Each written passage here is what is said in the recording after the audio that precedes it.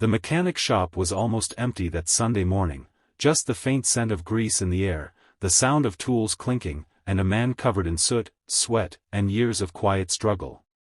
His hands were worn, his back ached from decades of bending over engines that never said thank you. But that day, something happened, a moment so simple yet so profound it would rewrite the fate of a forgotten man. It began with a little girl, no older than 9, dragging a broken pink bicycle across the gravel with tears streaked across her dust-covered cheeks. And what the mechanic did next would change not only her life, but his. Backhand index pointing. Right before we dive deeper into this true-to-life emotional journey, please take a moment to like this video, share it with someone who believes in small acts of kindness, and subscribe to Ripple of Hope if you believe in second chances and the quiet strength of good hearts. Leave a comment below if this story reminds you of someone special. Backhand index pointing left. He was known as Mr. Joe in the neighborhood. Not because he liked the name, Joseph Hanley was too formal, too distant, but because Mr. Joe made him feel a little less invisible.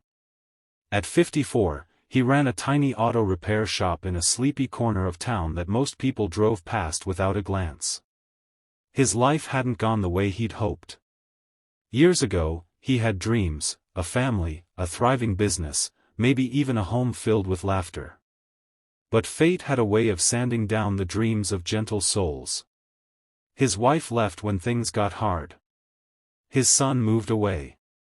And his only real companion was a stray dog named Rusty who kept him company through the bitter winters and lonely holidays. On that morning, Mr. Joe had just finished fixing a rusted pickup when he saw her, the little girl with tangled curls and scraped knees, struggling to carry a bent bicycle frame that had clearly seen better days. He watched for a moment from behind the dusty glass of his shop, uncertain whether to intervene. He didn't talk to kids much. People tended to avoid him, assuming the grease and silence meant trouble. But something about the child made him step outside.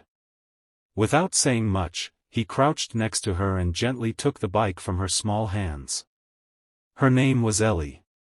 She spoke softly, but her words were clear. "It's my only bike. It broke yesterday, and I wanted to fix it myself, but I don't know how." Joe looked into her eyes and saw something that struck him deeply, not just sadness, but determination. He nodded slowly, rolled up his sleeves again, and invited her inside. What followed was more than a repair job. It became a lesson, a bond, a brief but radiant flicker of something that had long been missing from Joe's life: purpose. He showed her how to loosen the nuts, align the frame, patch the tires, and oil the chain. She laughed when the grease smudged her cheek. He smiled, a real, warm smile he hadn't felt in years. For a few hours, the cluttered garage became something magical. Ellie reminded him of his own son, back when he was small and still believed in heroes. What Mr. Joe didn't know, however, was that they were being watched. Across the street, sitting quietly in her parked SUV, was a woman in a sharp gray suit. Her name was Claire Hampton, CEO of Hampton and Ryder Technologies, one of the biggest names in the city. She was Ellie's mother. She had followed her daughter from the park after Ellie had stormed off in frustration when her bike snapped in two. Claire had wanted to scold her but stayed back, letting her child have space. That's when she saw her daughter approach the mechanic shop. Claire wasn't the kind of woman who missed details. She noticed the worn-down shop, the outdated signage, the man who looked like life had forgotten him. But more importantly, she noticed how he knelt without judgment, how he patiently taught her child with the gentleness of a father and the care of someone who remembered what it felt like to be young and hopeful. For nearly 2 hours, Claire sat in that car. She watched as her daughter slowly rebuilt her confidence, guided by the hands of a stranger who had nothing to gain and everything to lose. And in that dusty shop, Claire didn't see a mechanic. She saw a man who still had gold in his soul, even if the world had buried him in shadows. The next day, Claire returned. Joe was at the same workbench, oil-stained hands working on a busted transmission when she entered. She wore jeans and a hoodie this time, wanting to appear less like the executive she was and more like the mother whose heart had been quietly moved. He looked up, confused, until she smiled and said, "You helped my daughter. She told me everything." Joe blinked. "Didn't think much of it," he muttered, modest as ever. Claire didn't let him brush it off. She asked about his shop, how long he'd been running it, and why someone with that much skill had no apprentices, no staff, no online presence. Joe simply shrugged. "Life gets quieter after a while," he said. "You just keep going." That week changed everything. Claire came back again, this time with a proposal. She wanted to partner with him, sponsor his shop, build it up, bring in young mechanics for training, and create a local mentorship program under her company's outreach initiative.